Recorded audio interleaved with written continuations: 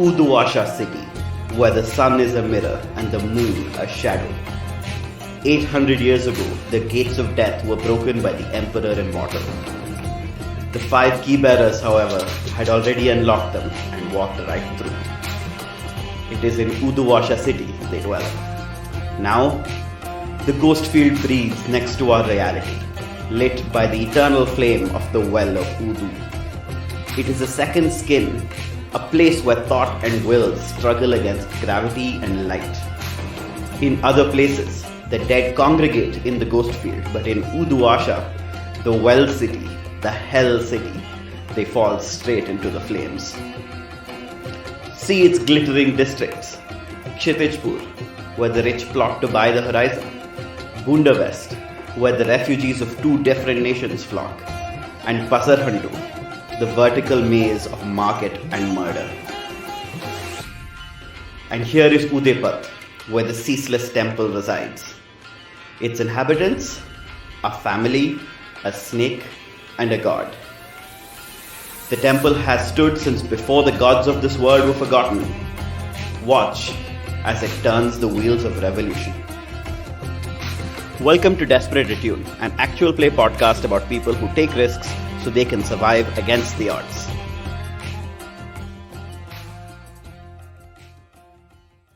Hi everyone, my name is Zoheb, aka Klow. I'm the editor of Desperate Attune and also one of the players. If you're listening to this, you've probably just come back from listening to our first episode. This is a recording of us making and introducing our characters. You could think of it as our episode 0. We wanted to put this out there so that you could get a better insight into our characters, the relationships that we have in mind, some potential ideas for character arcs and so forth, and also get a sneak peek into our version of the city of Uduasha. We recorded this and our first episode all in one sitting, and then afterwards we really couldn't decide which one we should put out first. So we decided, why not release both at the same time? Enjoy listening as the ceaseless wheel continues to turn. This is genuinely exciting though. I'm very nervous. Would you like someone to hold you? It's like I've got my cat. Fair enough. All right. So, Tree, GM, get us started. Yes. Okay. So I like how you welcome just said that just GM as a verb. Just Tree, GM. Your thing. Yes, I should pull up the Roll20 actually, so that we. Oh yeah. Are we okay with A Candle Ablaze as the title of like this season or like campaign? I'm fine with it. I'm feeling it. Yeah. There's something I like the name. Like it hints that something's about to happen, right? Yes. A candle blaze. In that case, let us press crew creation. Choose a crew type. We have done this. We are the Acolytes of Forgotten God. Of course, this means something very different in Uduasha because the manner in which gods have been forgotten here is very different. Reputation and lair. Your crew has just formed and acquired a lair. Well, this is not exactly true. In fact, the temple that we're going to be playing in has been around for a very long time. However, our crew has only now recently arrived in it. What do we feel like about reputation? Is there something, because the standard list is like fairly like heisty, right? Like ambitious, brutal, daring. I want our reputation to be proud. I think that we're a proud crew. Oh, that's good. I do like that. Yeah, that's very good. Yeah. Nice. Yeah, I think proud is very good. Okay. We did discuss what the temple kind of looks like, but I'll just go over that from my recollection, which is that it kind of juts out of the slope that makes up the city of Uduasha, right? So even though it is built on several levels, in fact, on the extreme end, every level is kind of exposed to the city. But over the centuries, much of the temple has been abandoned or it's fallen in and it's in disrepair. And so currently only some of the temple is being used. And the way that I imagine this is the part of the temple that opens out onto the street and the courtyard and so on, that is still in use. And the main sanctum sanctorum, which is where the candles that we light to remember the dead. And does our Forgotten God have an idol? We have the snake avatar, right? So I guess we don't need like a statue. But is that what most people pray to, or is it kind of like the thing that we? Right. Okay. What do other people pray to? So are we okay with the idea of the Chakraborty, like the sort of like ceaseless wheel or whatever we want to call it? Yeah, I think it's. Yeah. I got really hooked on that at least. Yeah. I like that also because it is the word in Sanskrit for emperor. So it's both like the ceaseless wheel and like some form of rain, which is what we like in terms of like what we think our god is doing, right? Okay. Yeah. Okay, great. Look at the map of Duskwall. We don't have one. We have the map of Uduasha. We know roughly where the temple is, but do we want to now identify exactly which of our districts the temple is in? I think we do. Does everyone have access to the rough map? Yes, I can see it. Just I guess question to help me visualize it. For Gilly, is that how you're saying it? Gilly gilly gully. Gilly. Yeah.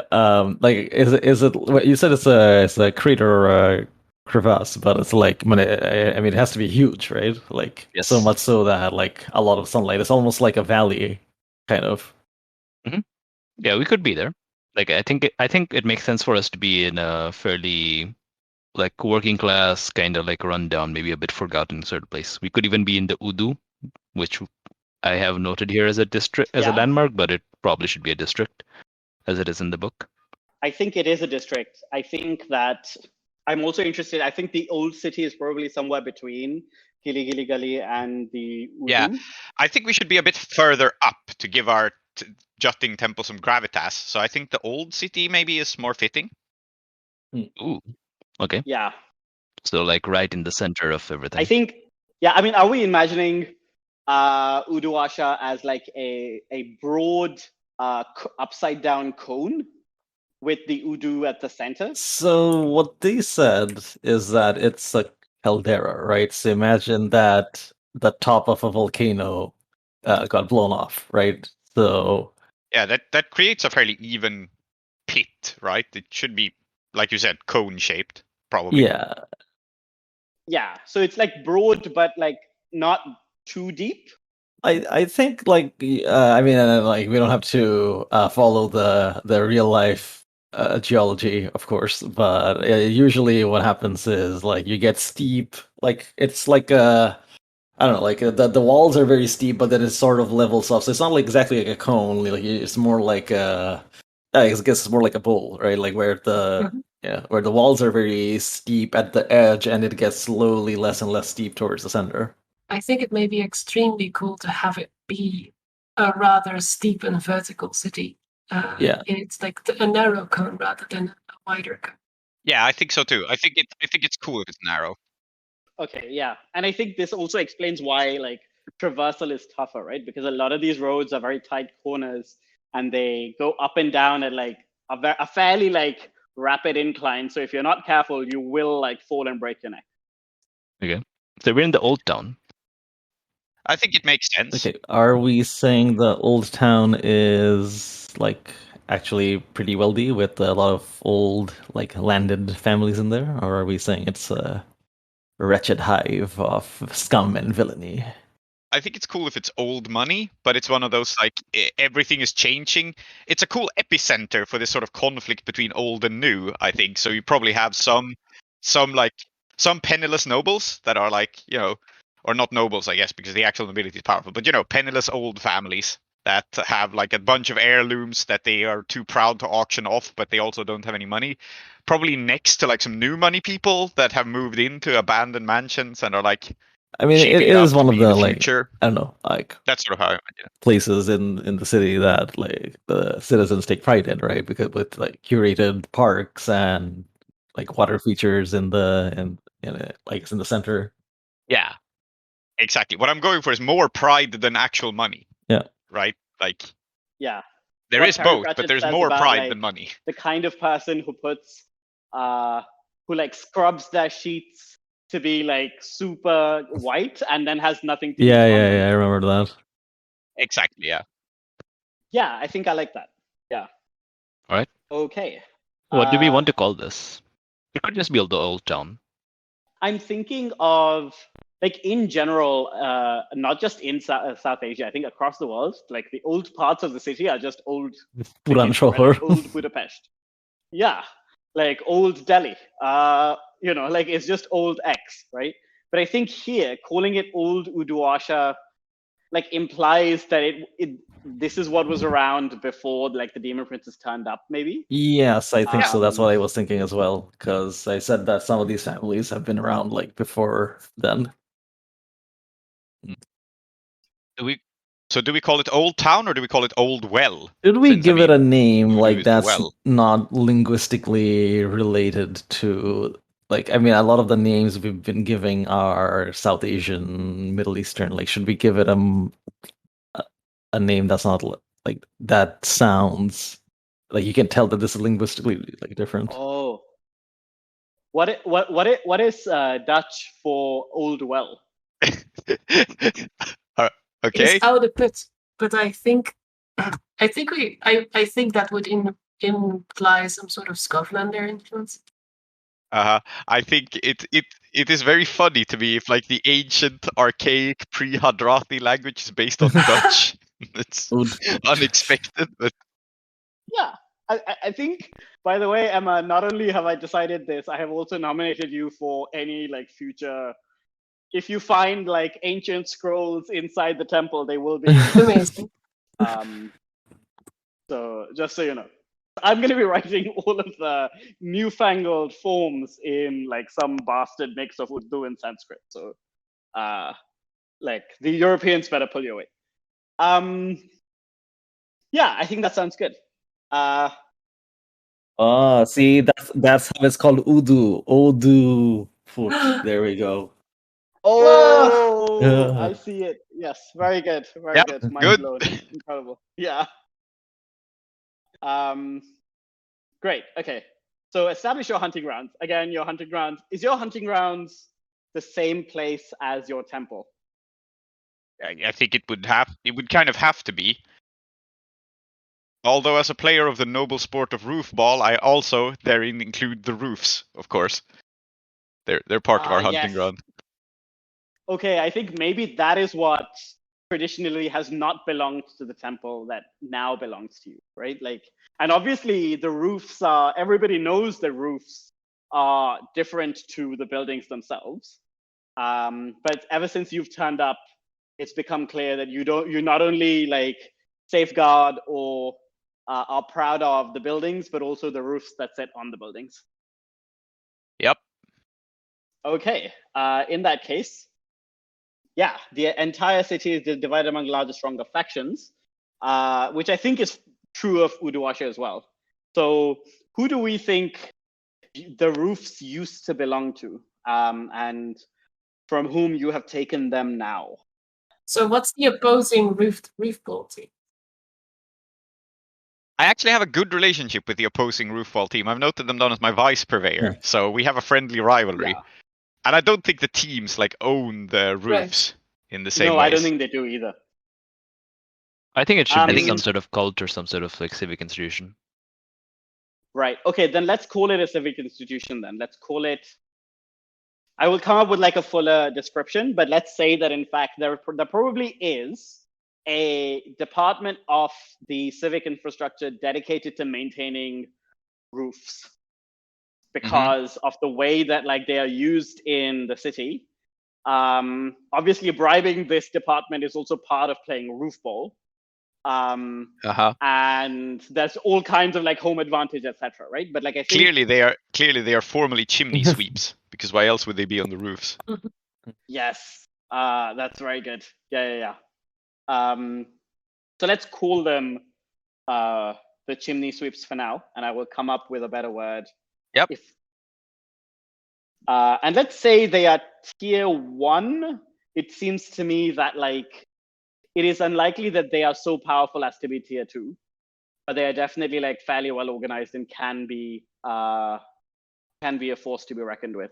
Of course, if we want to be struggling with more tough challenges, then they can be tier 2. But to me, tier 1 seems about right. Sure. Chimney sweeps, tier 1. Yeah. -1. I'll just put that. But Yeah, I so want to now- point out. No, go on. I want to point out that by a very funny coincidence, the chimney sweeps in Sweden spoke in their own secret language, which was based on Dutch. So there is the tie-in. The chimney sweeps somehow have retained the old It's all tongue. coming together. Oh, that is so good. So apparently the chimney sweeps are also a cult faction now. Excellent.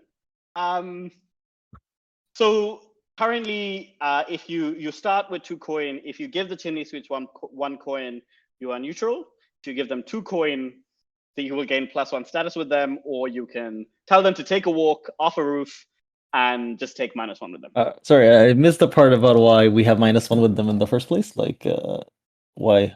We don't have Okay. -1 with them in the Oh, first okay, place. okay. It's just Oh, right. They are expecting, like, this is their turf. They are expecting us to. Okay. Yeah, they're Yeah, expecting right. payment. I think if it's common courtesy to bribe the chimney sweeps to play the sport, then I think we would have done so. Yeah, I think so as well, especially with Miraz, Abbas, and Vickers all being like roofball enthusiasts. Like, in fact, Yeah, like they probably wouldn't even exactly, think anything of it, and, right? you know- They'd just be like, "Oh yeah, the chimney sweeps, of course." Like, pay your Yeah, you got to pay them Okay. off.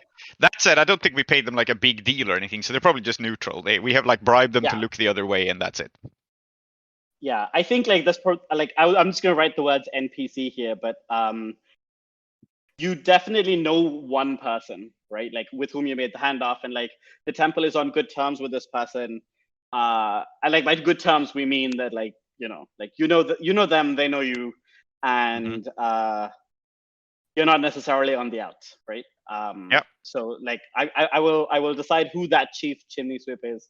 Maybe they're not even the chief chimney sweep, but like they are Yep. the liaison. Do you want the chimney Uh-huh. sweeps to be that cult that Chen was from? Oh my god. Inexorable Flight or whatever? Who's that? Okay. So when I was playing in Klow's very zoomed in Blades campaign, my character was part of a cult that venerated kind of endless flight. And at some point in the campaign, she developed a severe aversion for ever touching the ground. And it might be interesting, like, Very good. to make that part of this, right? Where it's like just a part of your religious devotion to never touch the ground, only traverse by roof.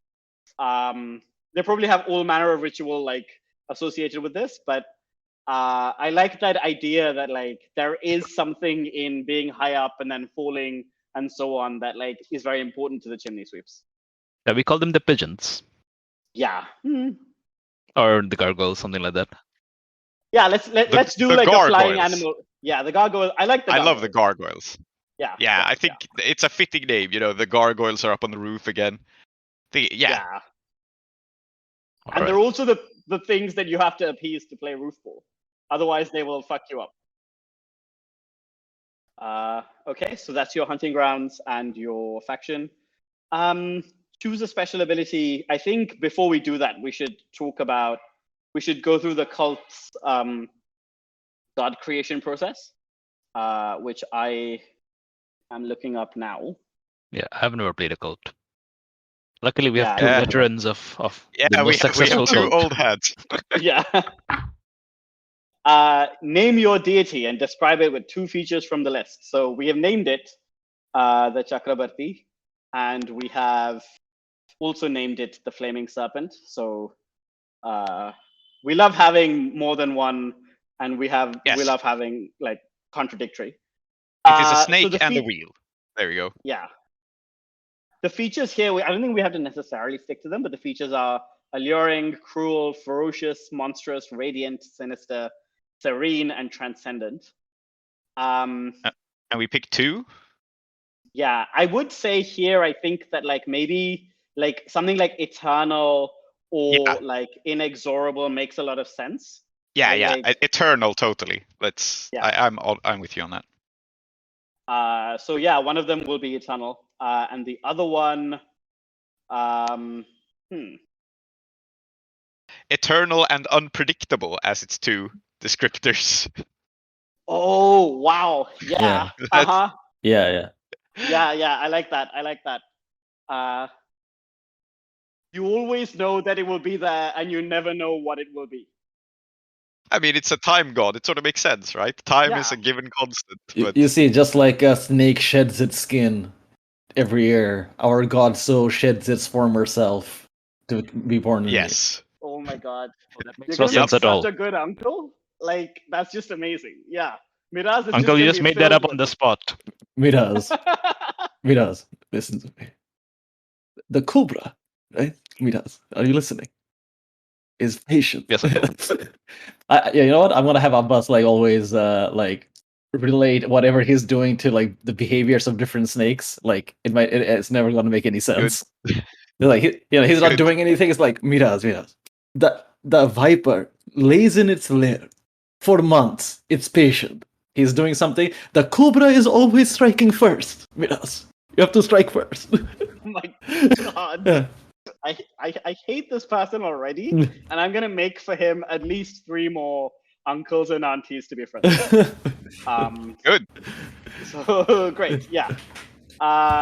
So now that we've picked like what our deities' qualities are, we should pick special ability. And what is interesting is that like a lot of the cult abilities are like very clearly cult. Yeah, like which is not necessarily what you're into. So what are I you think all this is thinking? a good moment to bring in the fact that we are a community center and we could also have been hawkers instead. Yeah, absolutely. Yeah, I think we can be like cult / hawkers. I think that's fine. Mm-hmm. Would the good stuff be interesting in terms of, so we aren't actually selling an actual product, but like I don't know. So again, this comes down to the fact that I don't know how well hawkers manages to be stretched if we don't actually sell product, but like could we interpret the good stuff to mean that the quote unquote product, like the religious services we offer? The venue is good. Yeah, we did this for the I'm the only one who played in the undisclosed here, but the undisclosed nightclub had the same idea where we played hawkers who owned a nightclub, and we just went with it like the venue is our product. Yeah, so it's like even though this cult like punches above its weight, kind of like people know it. It's old. Is that good? Yeah, I think that makes sense. Yeah, sure. Yeah, but I'm fine with it. Yeah, or is it? It was the idea that I was having, but like maybe something else is more like interesting to start with, more flavorful. Do you have anything in mind?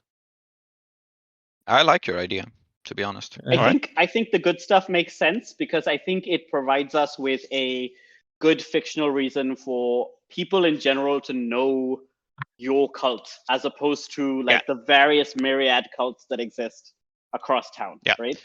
The other one I would suggest from the cult's abilities is anointed to resist supernatural stuff, with the logic that our god is eternal and stuff, so we're like difficult to affect with magic. But I think it's more flavorful to have the good stuff, actually. Yeah. I mean, I think you can head towards the anointed when you begin to encounter the supernatural, but maybe right now that hasn't happened yet, right? Yeah, we sort of are cult / hawkers, and this would be jumping ahead, and we should be doing it step by step. But like, I think this is a good moment to flag that once we get to the contact, it should definitely be the serpent. Yeah, absolutely. I mean, we're about to get there anyway. So assign crew upgrades. So cults start with resolve training and a cohort of adepts. I'm happy to replace that training upgrade with something else. The upgrade that you could get in the place of this training could provide some very interesting fictional texture.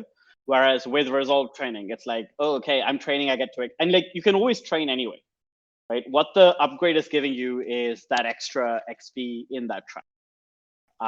Then Ritual Sanctum in Lair? Wow, yeah. It just makes sense that we have something like this. I don't think any of us do rituals, do we? But no, but it's there. Yeah, it's there. Mm-hmm. Very good. Yeah. Like, I think it's just a function of the nature of the thing, you know? Yeah. I think Ritual Sanctum makes sense. Another one that might be logical is the cult rigging, with the logic that we have free load of documents or implements because we wear them. Like, it's not that we have documents that say we are officially priests. It's that, we can dress up as them. Vestments. And that can also count for arcane implements. Exactly, yeah. We have this badge of office that is just basically Miraz's official robes and etc. Yeah. So I like the idea of spinning cult rigging like this. It's not that we have like extra pockets full of documents. It's that we have signet rings, priestly vestments, whatever, that work both to give temporal and spiritual authority. Yeah. I was going to suggest that this could be so we start off with 2 by default and we're changing one around, right? So Yeah. maybe occult rigging could be one of the ones we get in the character creation versus the default, you know? Yeah. Oh, that's how it works, right? Yeah. Yeah. Because essentially we're replacing. So I think I personally am in favor of replacing the default resolve training with the ritual sanctum, just to indicate that that's just what the temple has. And then narratively, we have acquired the cult rigging on top of that, and another upgrade. Sure. Works for me. I think in that case, let's actually, before we get to that, let's talk about your cohort. You start with a gang of adept. What do we think that like a cohort of adepts looks like for this cult, and also like what relationship do they have with like the crew specifically? I think what makes sense is that they are basically originally just like the temple custodians, these 2 or 3 people. And I want to imagine them to be old people, like of Abbas's age, who are just like, they know arcane secrets just by virtue of having lived in the temple their entire lives. And that's why they're adepts. I just had this vision in my head for some reason of like a pair of spooky old women who are twins and who grew up here. Do they secretly know things about the temple that we don't? Okay. Exactly, yeah. And since we only have 2 or 3, the whole visual of twins. I mean, if they're 3, I guess we could have a pair of twins and an old guard. We could have triplets. There is no reason for us not to have triplets. There is not, but I think twins are cooler. I don't know. Okay. I just like the image of these like 2, old women. They look identical. They wear these very elegant, like ceremonial robes everywhere. Yeah, absolutely. But someone else can come up with a different idea. That was just the image I got in my head. Emma, do you have any thoughts? Not particularly towards cohorts, really. I'm trying to. I like Prince's idea, but I find it hard to like visualize this part of the game. Yeah, no worries. So, the twins. I want to write edges. If I'm the one who has a strong idea for this, then I'm going to write this down. Yeah. And their edge is going to be knowledgeable, like they know a lot of stuff. Mm-hmm. And their flaw is going to be probably unreliable, in the sense that we don't like. Sometimes they just wander off into the depths of the temple and we can't find them. Yeah, and sometimes you think it's one of them and it's the other. Exactly, yeah. They're unreliable, but they do know a lot. They're actually better informed than the PCs in this case. I like the idea that they're like really difficult to distinguish from one another, but they are in some way very like internally very different. So it's important to distinguish them from one another because. Yes. Yeah. Absolutely, yes. They look the same, but one of them is vengeful and one of them is kind or something like that. Yeah, exactly. I just had this mental image of Dark Souls NPCs. They're like, hey. Knowest thou of the... Didn't Grant Howard literally write a 1-page RPG about this? Okay, yeah. I thought he did. Very good. Okay, great. So that is our adept cohort. So cult rigging, the way that upgrades work, of course, is one faction helped you. Okay, let's pick the second upgrade before we get there. So what is the 4th upgrade that we are feeling? Selfishly, I would like a workshop, like an actual workshop. But that's... Yeah, I'm being selfish with that. Because I'm a leech. That's fair, but what other feelings? I think if Miraz, like if one of the things that Miraz would like to do is refurbish the temple. right? Mm-hmm. That I think that'd be pretty nice. I'm not actually sure if if Abbas is gonna be bothered to like fix the temple and stuff like that. Like, because he might be more of the whatever, it's just a building, it doesn't matter. But Miraz is like, oh no, we need to the engineer in him wants to fix stuff up. Could be another like There's something funny about that, where you care a lot about this cult, but you don't care about the building, and I don't give a shit about the cult. But if I have to have this building, it better look Yeah. good. Very good. Mm. Yeah. And like a workshop could be very useful for that. Like that's the fiction, I guess. That's what it's for. But like mechanically, it helps me create, I don't know, Iron Man gadgets. Yeah. Who came up with Padma Priya and Padma Mukhi? Was that you, Prince? That was me. I just That's decided to give them incredible. names. I love it. That is Okay, pretty- great. Wow. Okay. Excellent. I wanted names that sounded similar and also have like this mirror image aspect of each other. So Yeah. Mm. Absolutely. Yeah. Very good. Okay, so one faction helped you get an upgrade.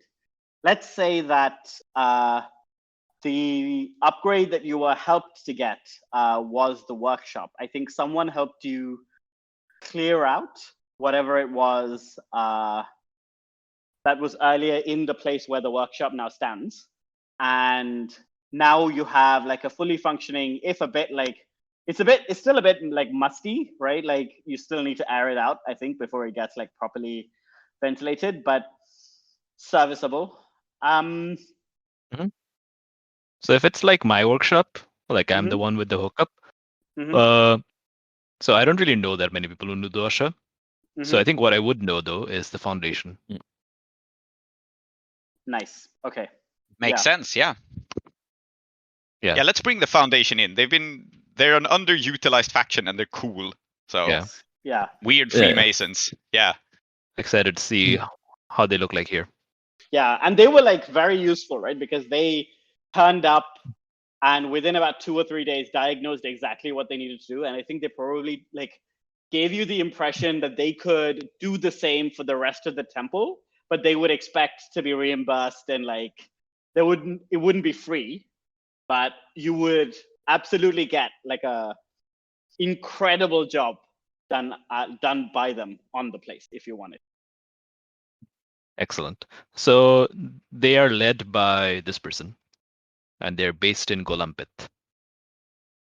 Yes. Excellent. Did she come personally?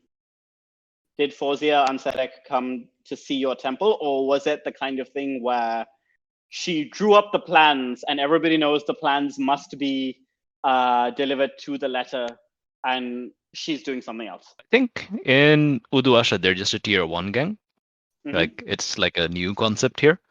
Mhm. So I think in that respect, Fawzia Ansarek would be fairly keen. I think this is her manic phase, right? She's like, Right. oh yeah, new guy, also from Dustwall. He used to be in the Foundation, brother. We have to get over here and help him out. So I think she was like super involved in the entire thing, and she was like super enthusiastic. Right. Because I think Okay. like they're very much in the phase of like showing that this is a good thing, the Foundation, and the people of Uduasha need us. Yeah, absolutely. And this is a perfect example of it, to be honest. Yeah. So yeah, let's say +1 to +1 to the foundation. Of course, you can spend your last coin with them to get +2 if you like. Let's see what else we have. Yeah, let's see what else we do. But I love the idea of having +2 with the foundation actually. But Yeah, maybe. Yeah, we'll see. we Okay. have one more coin. We also offended someone, right? Yes. So you offended someone when you got your rigging, right? And I think the reason for this is that the sacred vestments of your order are very specific and require not just like being made from specific things, but also being treated in specific ways, right? And one of the things that the eternal wheel demands of its followers is that its followers be clad in silk, because just like the silkworm the serpent also sheds its cocoons to become new. Mhm. And I think that this silk was actually like really important to somebody, but I do not yet know who, because silk could be important to any number of people. You could have pissed off a noble house. You could have pissed off maybe like a gang who was dealing in it. The Hive. Mm. Do you really want to be Yeah. enemies with the Hive immediately? I have no problem with this, by the way. You said Noble House as an alternative. What's worse? Yeah. I mean, you're not wrong. The Hive are less powerful here. That is true. Who is the hungering one? That's a cult. It's the empty Yeah. vessel. Oh, okay. Now Yeah. we've already been at odds with the empty vessel inside the entire previous campaign. Let's not do that Yeah, again. I think We that's already fair. beat those guys. Yeah. They are very fun bad guys. We fought them extensively. Yes. Yeah, I Yes. just have a brief write-up about them in the Golem Pit thing. I mean, I suppose they could also do... But anyway, that's what they are. Yeah, I think the Hive makes the most sense if we're going for a trade angle, but I think we would have paid them off to not start at -2 with them, because that's just very harsh. Yeah. So I guess we're at -1 with the Hive then, and have no coin. We're more interested in tangling with Munna. Is that the cool guy That's who the is the cool guy? man. Yeah. That's the cool man who's the guy. Yeah. Yeah. The very charming guy. The incredibly Yeah. charming man. Yes. Yeah, maybe. I think I think I would like to leave our relationship to him ambiguous, actually. I would prefer to have negative relationship with the Hive, but Yeah, I think the reason that I like that is that then it leaves us more freedom to meet him on screen and see what the characters themselves do with him. exactly. And he's someone we've invented whole cloth, right? Compared to the Hive, Yeah. which we kind of know. So I think I would prefer it to be, yeah. I think it's easier to start a rivalry with the Hive. Yeah. Easier not for our characters, but for us as telling the story. And it also makes a lot of sense, because they're the dealer in luxury goods. That's what they do. So Let's give them that coin. I was going to say, in fact, I think that what happened is that someone who works for the Hive is somewhat of a friend, and they gave you like a shipment, right? Because they did a favor for you, but they really weren't supposed to do that favor, right? And then they got in massive trouble. So you gave them some money to like smooth it over a bit, but their bosses have not forgotten. makes total sense. Yeah, Maybe we can I'm have good that with person as a crew contact. Yeah. Someone who works for the Hive, but is not in good graces. Yeah. I'm going to put the Hive at tier 3 in Uduasha, or do we want them to be tier 2? I think tier 3 makes sense. Yeah. Yeah, like they're building up towards being able to challenge Munna and so on. Yeah, exactly. I don't think they're like at that level yet, but they are definitely aiming there. Okay. And choose a favorite contact. So obviously, the contact that we were discussing was the deity itself. Big snake. Yes. Yeah. Big snake, indeed. Or the avatar, I guess, since we left it a little bit blank, if the snake actually is the deity or just some sort of manifestation of it. But either way, it's our friend. Very good. Yeah. I think other contacts who kind of like naturally we've come up with are Fauzia, because she's the leader of her own chapter. But obviously, if any of these people want them to be personal friends, then they don't have to be crew contacts as well. Then there is whoever it was at the Hive, who is probably like polite to you, but like that like they can't afford to be too friendly anytime soon. Yeah. And then whoever it probably was in isn't the this- chimney sweeps. Yeah, it probably isn't this V by her person who is an NPC I made for Gilly Gilly Gully. She seems too high up. Or do we want it Yeah. to be that for No, I don't conservation of NPCs? I don't think it's her. I think whoever it is reports directly to her. Okay. Because I think you're right that conservation of NPCs makes sense, but I want this person to be like a bit more local, because that's why they would have done you the favor. Okay. Does anyone have a name for them, or should I give them one? Give them one. Yeah. His name is Morosim. He's a hive fixer. Very good. He's Severosi. Nice. Okay. How do we know this guy? I think he's a friend of some of the people who occasionally pray at the temple. So I think he's like a familiar face that like, he's the kind of person that, you kind of know well enough that you can ask for a favor. And if you're like charming, he will do the favor for you. But like in this case, it wasn't fine. He thought it was going to be fine. He thought nobody would really miss that one shipment. And it turned out like, Right. like his boss was paying attention. Right. Is it like a friend of a friend kind of thing? Like the intermediaries aren't like important for the game. Like, we know someone at the temple who knows someone who knows this guy, and this guy is the important guy. Yeah, basically. All right, yeah, that makes sense. Yeah. Okay, so one faction is also friendly with this contact, with the big snake. And one faction is not. Okay. I think the Rakshasas should be friendly with the big snake. Excellent. Yes. I think it's cool if we have some connection to them. They're a super cool faction, and I feel like we're not necessarily at odds with them. Because, time, the burial of the dead. Yes. All that. Yeah. All right, makes sense. so kind of a tangent, but since, like when someone dies, a swarm of bees turns up and eats it, right? What is an enterprising medical student supposed to do to learn about the human body? There are no convenient grapes to be robbing. That's a problem in Dustworld too, isn't it? Yes. So I was thinking that at the university there's a gang of medical students who are involved in who have found a way to keep the bees off dead bodies. Like I don't know what that way might be. Mm-hmm. And they steal corpses, and like one of the top surgeons at the university, like the man who knows more about human anatomy than anyone else, is like their ringleader. Now, of course, all of this is like a rumor, right? Because how else would he be so good at his job, right? They call them mothballers. Very good. Yes. Yeah. Also, by the way, the way that you know that like you and I live in very different lives is that when you said top surgeon, I thought about somebody who does top surgery rather than a very good surgeon. So, I was like, oh, I mean, I guess. And then like I connected the dots. Yeah, I like the mothballers.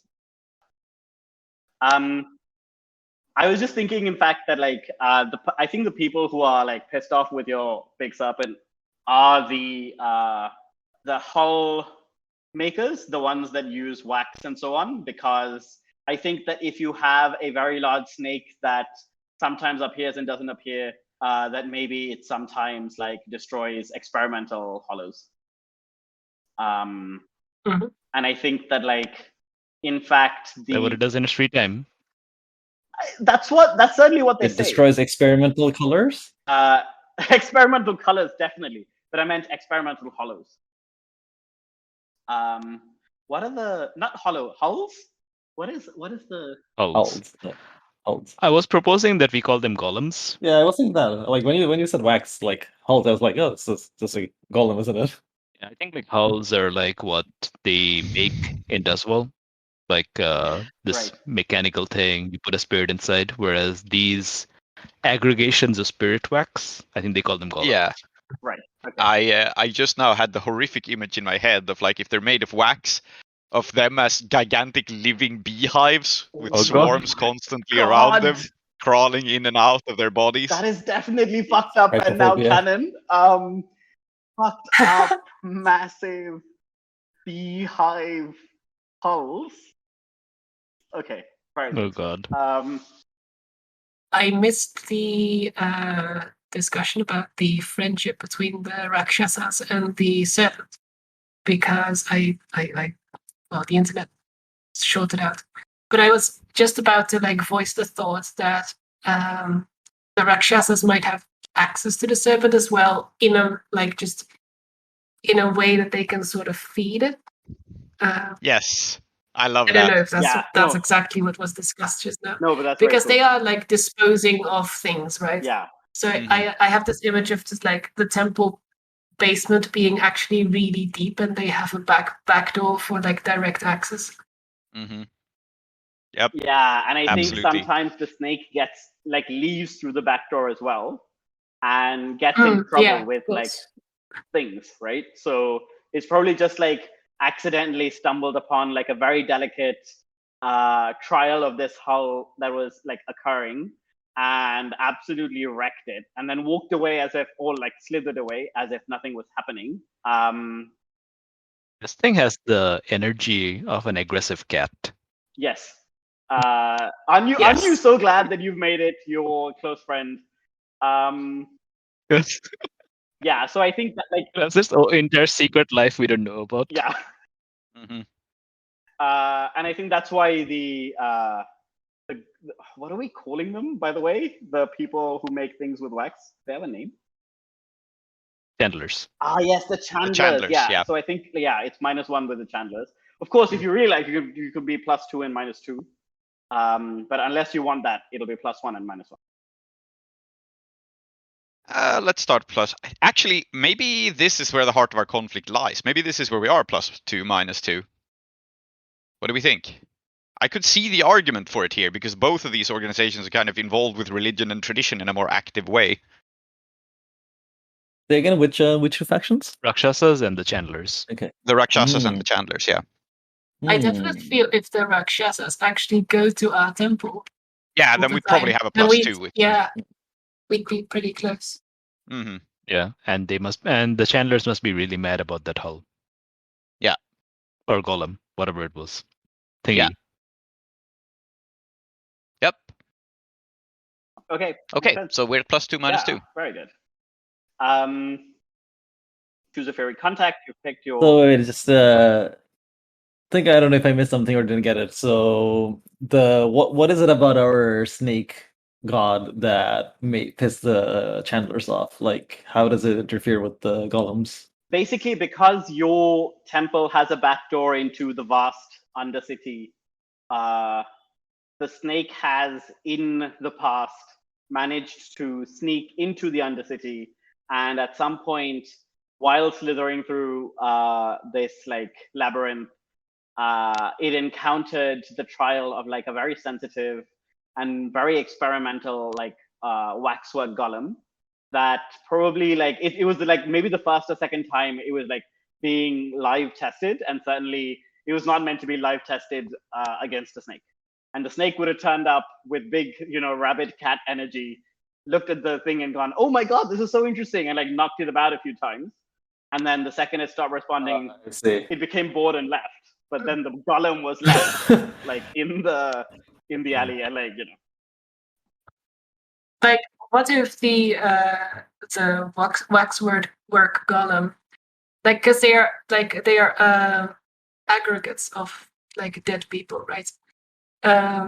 It might be cool if it weren't like important to them because it was really advanced, but because it was a specific, very highly regarded group of the dead that is now no longer accessible to them.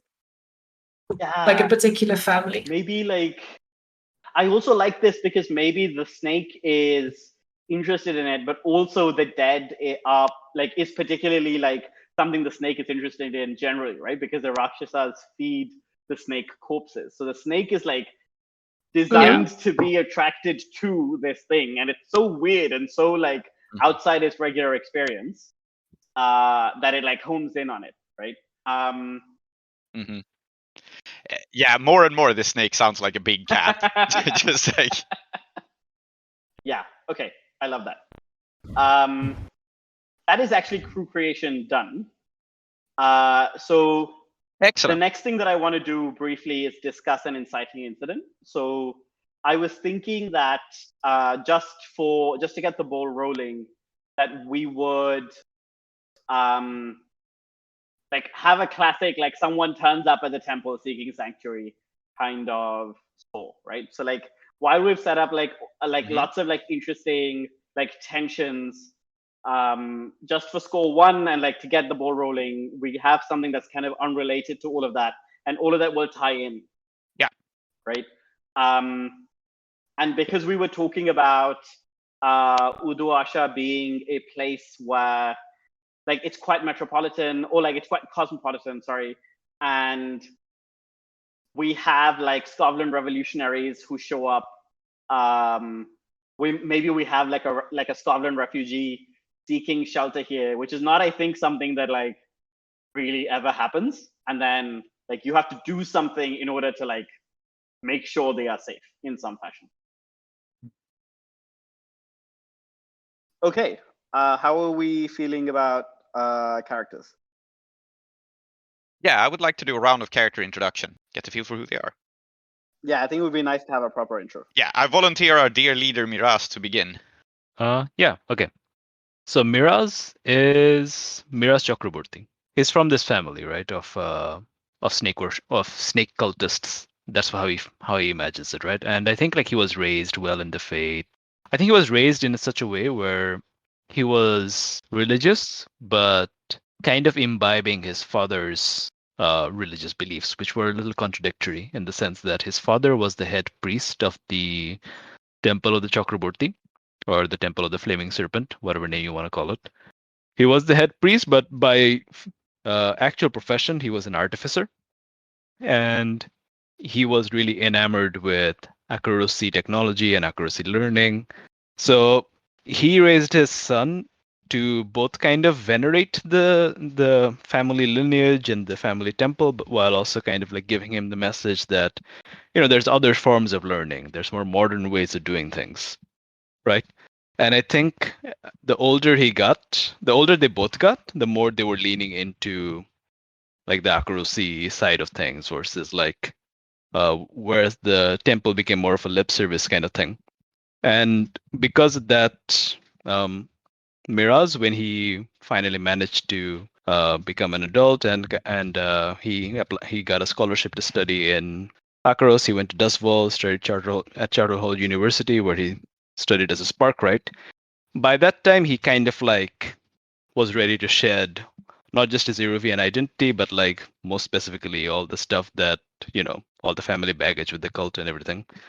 And there he, did typical accuracy things, especially roof ball. Big fan of roof ball, which of course isn't really accuracy, but he identified it as such. Met his wife. Yeah, I think like Prince can tell us more about that. Met his wife, Vickers, and I think he was basically all set to become a qualified sparkwright, work in Akaros, probably never return home. And then he received news that his father was dying and that he should come back post-haste and look after his family. But the thing is that upon arrival, it turns out that, yeah, his father is dying, but that's not the real reason he's here. The real reason is that the serpent has communicated that, in fact, the torch must pass on from father to son, and it's my turn to be head priest, even though I want nothing to do with my family's weird snake cult. Aside from that, yeah, I'm a leech. I'm an artificer. Like I have some sparkwright stuff. I think mostly I'm going to be approaching things with like scientific rationalism and so on, which is I think a funny trait in a head priest of a snake cult. Yeah, I am still maintaining my accuracy roots as much as possible, or at least the accuracy roots that I pretend to have, by spending my weekends at the foundation, trying to stay plugged in with like the latest scientific developments, see what we can do with Uduasha, this like ancient city. Can myself and my foundation compatriots bring this ancient city into the 9th century? This is the 9th century. It might be. Yeah, no, you're right. It's the 9th century. But like in Uduasha, they start counting from when the demons came down. So actually, here is the 13th century. We'll drag them down to the 9th century. Drag them backwards. Yeah. So that's Miraz. Would Vickers like to go next? Sure, absolutely. So, to introduce my character, I will begin by quoting a 3,300-year-old poem by Enheduanna, Her wrath is a devastating flood which no one can withstand. A great watercourse, she abases those whom she despises. The mistress, a Hurrian bird who lets no one escape. Inanna, a falcon preying on the gods. This is Victoria Evangeline Chakraborty, also known as Vickers. That is incredible. She is the daughter of the, I forget which in the order now, one of the earls. Earl Ashcroft, I think. Earl Ashcroft of Elysia, yes, the 4th Earl of Elysia. She is the daughter and possibly heir. There is a conflict with her sister to this noble house, which is not fantastically rich. They have fallen on hard times, but they certainly have a lot of status, and they are famous for their willpower, which Vickers has inherited in spades. I think she met Miraz in college. They studied together. Vickers was always more interested in sports, but she has a formal education, which has mostly revolved around like classical studies and how to get married properly. That was basically why she was educated. And then she married a foreigner. I was going to ask if you had also been studying to be a Sparkwright, because we discussed that your father is a major military industrialist. Probably, yes. Probably like a little bit studied, but mostly, for the culture. Never really intended to be like the Sparkwright of the family. And then she married a foreigner for love, because that is the sort of person she is. She is an avid player of the sport of roofball and has adapted well to her time in Uduasha, taking it up more seriously full time, and assisting in her husband's scientific endeavors to the best of her abilities, which in the field of actually constructing anything are somewhat limited, but in the field of procuring contacts and resources are considerably more extensive. And she is, I think, more social and outgoing than Miraz, and has attempted to build a network of contacts and friends outside just the Foundation. Her special ability is the Tiger's Fury. You can push yourself to move to any location on the battlefield that you can see, or push violently against your enemies, knocking them back, down, or over. This is particularly dangerous in a vertical city, of course. Yes. I am well aware. Her nickname in the roofball sport is the Angel of Death. It is a nickname she gave herself. People doubted and laughed at it at first, then they fell off roofs. Now it is a moniker that other players use about her. She has a roofball team. They are loyal but wild. It's a small entourage, and I have named 2 of its members. One of them is Panchu. He is a simple, humble man with no initiative, but very melodramatic and prone to fits of great emotion. And Socks, who is a feral child who sings a lot and is named for her unkept style of clothing, which varies a little bit from match to match. Excellent. I am going to try and resist doing a Oliver Twist accent for Socks. Yeah. You may resist this, but you will take stress in the process. Indeed, yeah. I know you are the GM, but now you're rolling to resist. This is what Vickers does to a motherfucker. Very good. Yes. So, she's a juggernaut. And basically, she would not be here if not for her unconquerable love of her husband, which has made her do a lot of things that make absolutely no sense. But she is very happy in her marriage, in spite of all noticeable things. And her... I will note down also that she has taken to traditional Iruvian medicine, an interest which she shares with her uncle Abbas. And her best friend is a healer named Amitabh. I want to jump in and add that Vickers' dad, my father-in-law, Sir Archibald Ashcroft III, the 4th Earl of Elysia, is my rival. Yes. And Vickers' rival is her sister, who is fighting with her for their father's inheritance. So, yes, family! And they're both here. I do love it. I mean, not only are they both here, they both hate that they have to be here. And it is entirely Vickers' fault that they're here. So, yes, they do not enjoy this. Yes. Joan, would you like to go next? Sure. So, in the temple works someone who at first glance looks like an old woman. She has the posture for it. She has the movements for it. She has the kind of grayed hairs for it. But she is strange because if you look at her longer or give her a second glance, you'll find that actually she has a young woman's face, and she is not at all as aged as she appears initially. This is Joan. She is a very early retiree from a different profession, which was that of a railjack. But as we well know, that is a rather a back-breaking job, a rather mind-breaking job too. And she had to quit, basically. She had to stop or she would give out.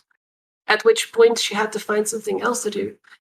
I think someone in her family suggested, why don't you go to Uruasha? Why don't you go to Abbas, your uncle, and study there? Because I think the faith was something that she had an interest in and something that she seeks to explore now. I think the one time that you don't see her moving like an old woman was the one time that Vickers introduced her to the noble sport of roofball, which she does really enjoy because I think moving and balancing was something that drew her to being a railjack. And this is a different context which to like use those skills. Towards Miraz, I feel like she might feel a certain amount of jealousy because the faith to which she clings really strongly is more his birthright. And she is rather mystified at how he seems to be more interested in like the sciences that she found very stressful. I have a suggestion here, and it's totally up to you how comfortable you are on this. But I think Miraz doesn't like Skovlanders very much. This is entirely because when he was in Akaros, this was right after the Skovland defeat, so I think he kind of like imbibed a lot of those attitudes. So like I don't think he's going to be like outright racist to you or anything like that, but like there's a sort of vibe. I think it's cool, yeah. Okay. Yeah, totally. And of course, like he has to deal with the fact that you're his relative, whom he'd never heard of, and what's going You on see here. how Joan is related to the family? Like, is it like a? She's at least Abbas's niece, because that like connection is rather like there. I have no filling in for like who her parents are or what like exactly that family is. So perhaps it's actually logical that it's a little bit that's reflected in the story as well. As you said, Klow, like this person who we don't really know. I definitely know old people who like have like 7 siblings and 3 of them they haven't spoken to like for maybe 80 years. Yeah, exactly what I'm thinking is that like Miraz might not know who Joan is, but if Joan shows up and says, "I am, cousin Firoz's like daughter," and he, you remember he went off to Scotland, and I was like, "Oh yeah, how is he doing?" And like, "Oh yeah, he's dead." Yeah, exactly. Oh no. Yeah. Yes. Yeah. Exactly. Yeah, totally. Excellent. Yeah, excellent. And lastly, I guess we can actually before we find out what Abbas is like, why don't you tell us about your special ability? I think I started with Goat Footed, which is a railjack special ability. It reflects that she has spent a lot of time working and running on the roofs of like speeding trains, like speeding rail cars. So she is very good at balancing. I approve. I love how everyone is into roofball. Yes. It came together really nicely. Yeah. I think that it is very important that we never Does clarify. roofball have referees? Does roofball have referees? Okay. Yes. I have introduced, in fact, yes, a man who is a referee, Old Leatherfoot. He lives in one of the districts. And I think they're mostly like old players on the honor system, pretty much. It's like very informal, but they do exist. I think it's very important that we never clarify what the rules are of roofball. The rules exist. Yeah, I think the referee is honestly mostly there to declare what is or isn't over violence. Very good. Yeah. And that's the only thing I want to say about the rules is that Iruvian roofball is very different from Akarosi roofball. In what way we will not define, but we know it's different. It's absolutely very different. Yes, very good. Yes, in that case, Abbas Shafi al-Din Andaktari Chakraborty. Okay, so first of all, I think that Abbas is the younger brother, like of the two, or more, right? Like, or at least of the two brothers associated with the temple. Abbas is the younger one. think that makes sense. Mhm. So unlike Yeah. his older brother, who kind of I guess always had been more kind of cosmopolitan, more open to new ideas, and that Abbas has been like Iruvian through and through, right? And in his younger days, he was deeply affected by watching like the increasing accuracy, presence, and like what he perceived to be the complicity of the noble houses in that. And so in his younger days, he did a lot of like community organizing, activism. Maybe he got involved in things that are not strictly legal, but he doesn't like to talk about it. But now in his older age, like, oh right, so I was gonna say, at the University of Uduasha, I guess, like for lack of a better name, he got a broad education in like logic, rhetoric, mathematical theory, Dance. economics, sociology, like music, anything, right? Like he's a very broadly learned man. But now in his older, like I think his like at late 50s, maybe 60, something like that, right? He's an old guy at this point. And he's sort of not mellowed out, but does not have the like. He's not like mellowed out. He's still like bitter towards Akaros. Is still bitter towards the noble houses, but he doesn't get up to doing much anymore, other than like just complaining and lecturing. Like like he's a very self-important man. Like he'll spend his time talking, like complaining about like how they don't do things right anymore. Like he'll have like a gaggle of like impressionable like students who he is talking to about like, oh, when I was your age, right? Kids these days, you don't know how to organize anymore. You don't have the fire that I did, even though he himself no longer has the fire that he once did. I think like he would be like one of the things is like that we might see through play is how willing is he going to are some of his like younger passions going to be lit anew by events of the story, like, and is he going to be more involved? But for the time being, I think like he was expecting to be in charge of the temple, but then Miraz showed up and is not interested in his priestly duties whatsoever, and that causes a fair bit of friction between the two. Like I think Abbas does love his nephew, like, and it's more of a like, oh yeah, like why do you have to be this way? Why can't you just listen to me? Like I'm your elder. I know what's good for you, right? Like you come up with all these like you're not the same guy you used to be before you left, right?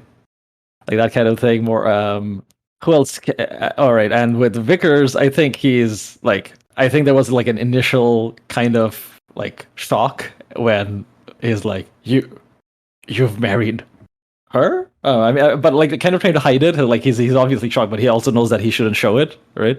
But I think like Vickers's enthusiasm for Iruvian culture has really won him over. He's like, finally, some member of the family that I can connect to.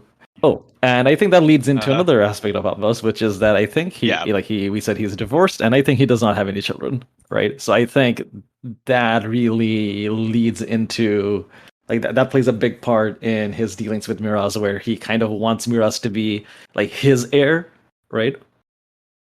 Like, and it will try to shape Miraz to do all the things that and maybe try to kind of like, I guess, what do you call it, like live through Miraz a little bit. Like, oh, I couldn't do these things, but you can, and why aren't you? Abbas is an amalgamation of my real uncles and a little bit of me as well, so. Yeah.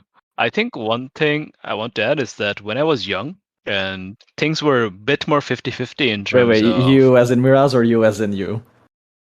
Miraz. Okay. Yeah, when things were a bit more 50-50 in terms of the science and the religion. When Miraz was a child, he wasn't really aware of it, but I think there was some sort of like battle for his soul kind of thing going on between him and his father and Abbas. It's like, Abu Miraz, what are you doing?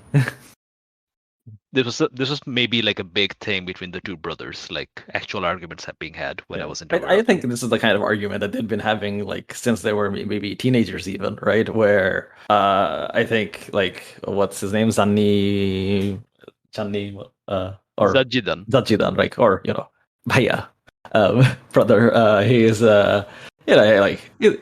yeah. He's mellow, like he's like he sees accuracy, like inventions as like really cool, and like he's into that. Where I think Abbas would have been a lot more like sure, their inventions are cool, but what about our heritage, right?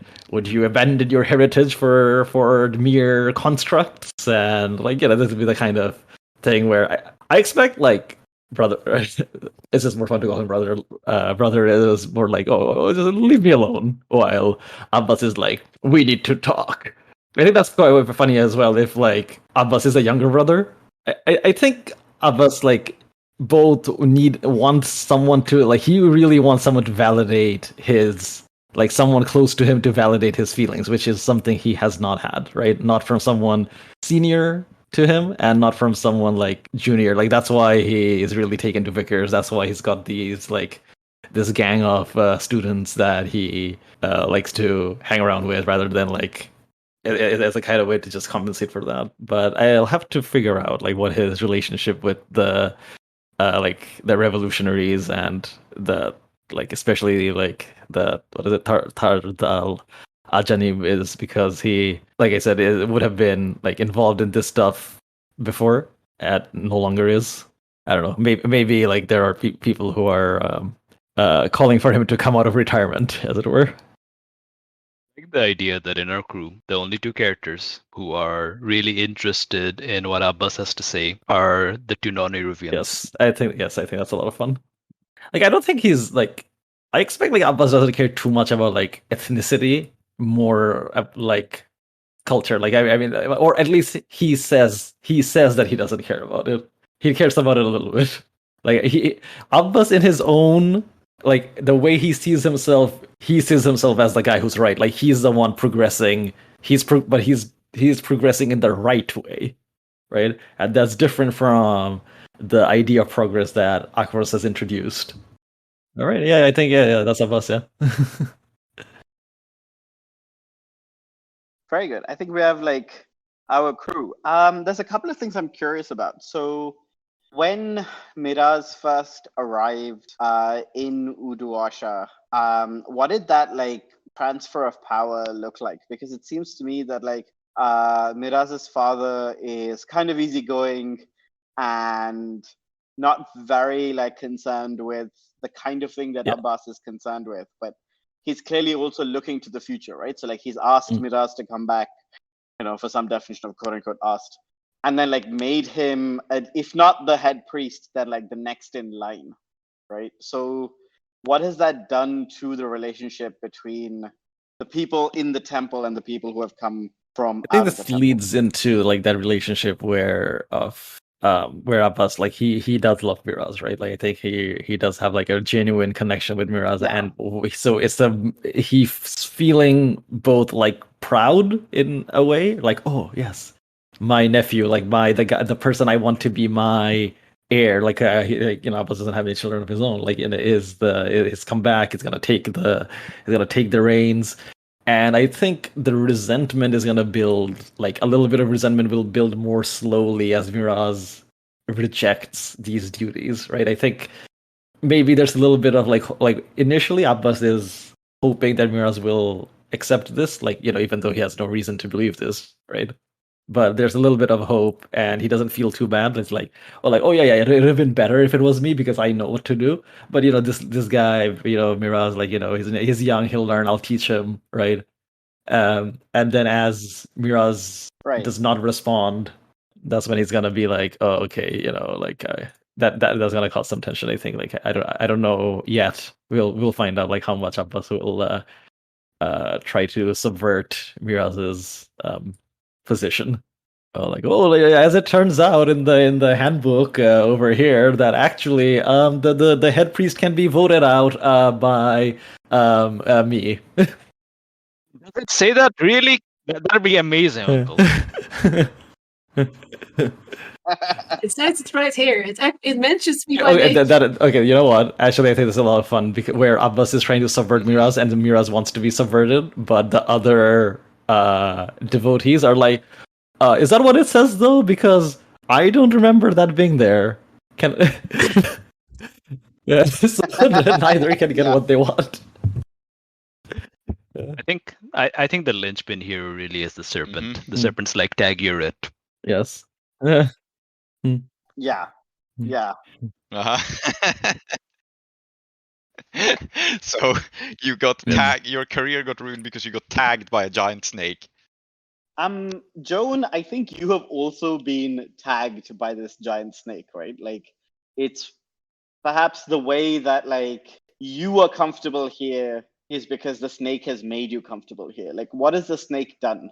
Also, I should start referring to it by name, but what has the snake done to make you specifically comfortable in this temple? That's an excellent question. Because your vice is snakes, right? Oh yes, I had this idea of so this idea I had was reading scripture and snakes. Specifically, I know this is a reference to something, but I've forgotten what it is. So I'm just stealing the idea that dead snakes can be skinned, and some sort of like something between scripture and prophecy can be read on the inside of their skin, or perhaps just their shed skin, if it's an immortal servant, and that Joan finds some sort of comfort in those. Interesting. Okay. So I like this idea that like Joan is reading scripture, and the scripture is the skin of the snake, but the snake is also kind of like protectively guarding Joan while she's doing this. So you're somewhere in the bowels of this temple, and it's quite dark, maybe apart from the candle that you've taken in with you. But in that like candlelight, we see Joan reading, and then we see the glint of the snake's eyes as it is looking down on you. Mm-hmm. I think not only is it, I think the presence of the snake is part of what is comforting, but I also think that what she is reading gives her some sort of certainty, like it soothes her anxiety to read things about the future or to hear things about the future, as we've like kind of given the snake some sort of prophetic vibe. I definitely think this is someone that is going to be thinking about bad things that might happen, bad things that could happen a lot. And to be told, no, this will happen, whether it's good or bad. I think that's the crux of her vice. Were you here before Miraz and Vickers arrived? I imagined arriving after. Okay. But it could be before, that makes sense. if you have an idea regarding that. Oh, I was just wondering whether maybe you read Miraz and Vickers arriving in the scripture. Oh, that would be cool. Yeah. I also like the idea of you already being there. Yeah. Well, let's go with that. Okay. Excellent. Then you are obviously the person who read the hymn to Inanna for seeing Yes. Vickers' arrival. That's I actually also part like of the this story. Incredible. That's absolutely. I also like that this is another point of tension between Joan and Miraz, is that Joan read or heard the prediction that made him come here. Except I wasn't foretold, Yeah, but my wife was absolutely. foretold as a destroying angel, which is, Yes. what does that mean? Yeah, indeed. An angel of death, one might say. Surely. Yeah. Good things. And I think lastly, Vickers, this temple is in many ways like very different from what you're normally used to, right? So there's a different set of like beliefs and social customs. The way that the temple itself is built is very different. What do you do to find something familiar here? Yeah, good question. I think partly Vickers has like really tried to blend in and adapt to local customs and does this kind of cheerfully. Like she throws herself into it with great abandon, as she's prone to do. For example, she's already convinced that Iruvian medicine is far superior to Akarosi medicine. Mm-hmm. This she has been convinced of. But I think that probably I think there are two interesting things. One of them is probably comfort food, and she's not used to cooking for herself, so she has had to like learn to make Akorosi comfort food, probably really badly, because she's not fantastic at this, having grown up with servants. So like she's taken up cooking as a bit of a hobby reminding her home. And the other one is of course like the sport. It's different from Akorosi Roofball in mysterious ways, but obviously she has taken to it quickly, and probably her team is where she finds some amount of solace in that. But yeah, she definitely has a bit of a like rocky relationship. One of her contacts is a diplomat too, so she occasionally goes to the foreign quarter to hang out with her. But also avoid her dad, because her dad is like the kind of person who will have lookouts, so that when you arrived in the foreign quarter, he would be able to accost you. Yes. Point of order. I don't actually have a rivalry with my dad. I think my relationship with my dad What is are your okay. relationships with He my just hates my daughter? husband. Somewhat. So yes. Yeah, absolutely. Yes, I have deliberately fouled up their family relationships here, but yes, like the actual, my actual father, he's like, he doesn't approve of my choice necessarily, but he's the kind of father who's still relatively doting, and is like, you're my child, I'm gonna take care of you, but he thinks I married like absolutely the wrong guy. You should have married someone that you could take home with you, so that you could be the 5th Earl of Ashcroft. Yes. Exactly, yeah. That basically the whole point of being put, like, Vickers had no talent for Sparcraft. The whole reason she was put in university was to make like an auspicious match, pretty much, like a match with someone so you can carry on the family work. She had a head for business, but not really for science, right? So the idea was find a scientist husband, and then she did, just the entirely wrong one. Good. Okay. So okay, I mean, we've got about an hour and 20 minutes. I reckon we could at least get a start on a score. What would you say? Yeah. Yes. Yeah. I would love that. And so blows out our brief candle. I named the disciples of the ceaseless temple thus, with both their false names and true. Soumithri, called Tree as the GM. Zoheb, called Klow as Miraz. Prince as Vickers. Emma as Joan. Aadiyat, called Soap as Abbas. Blades in the Dark and the original inspiration for Udo Asha by John Harper and Evil Hat Productions. Iruvian playbooks by Johnstone Metzger. Jalandhar intro music by Kevin MacLeod. Outro music in Keeravani Ragam by U. Srinivas. Follow us at Desperate Attune on Twitter or email us at desperateattune@gmail.com. Support us at ko-fi.com/desperateattune.